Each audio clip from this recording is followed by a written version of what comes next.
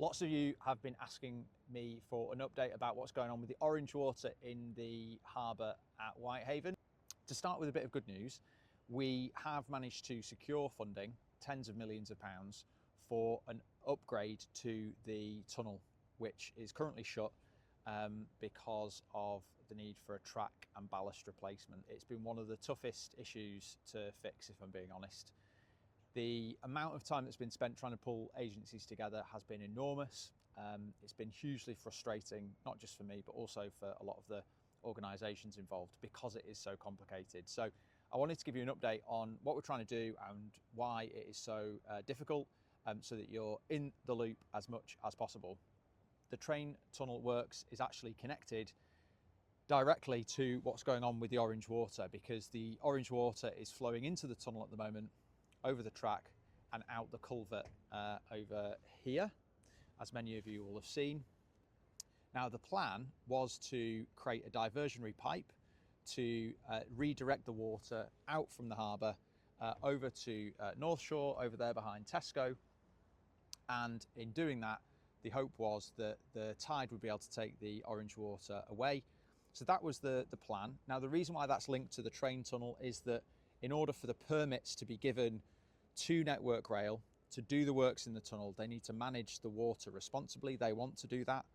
And the diversionary pipe would have been a way of them being able to meet that requirement.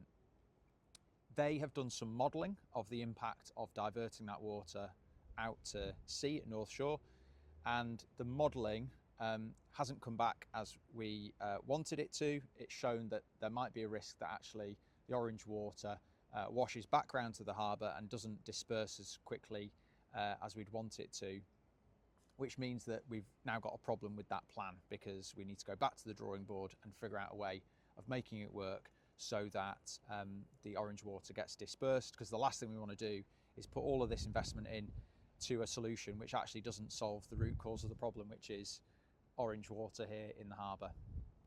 I want you to know that this is something that I have spent a huge amount of time and energy on. I've been pulling agencies together and to try and occasionally bang heads together so we get some action.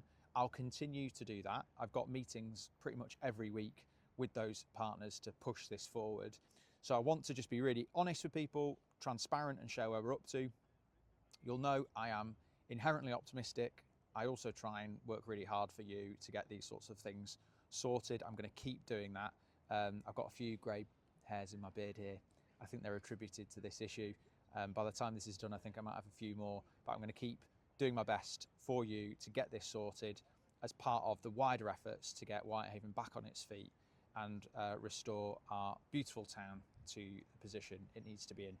If you've got any questions, put them in the comments below and I'll do my best to answer them. Thanks very much.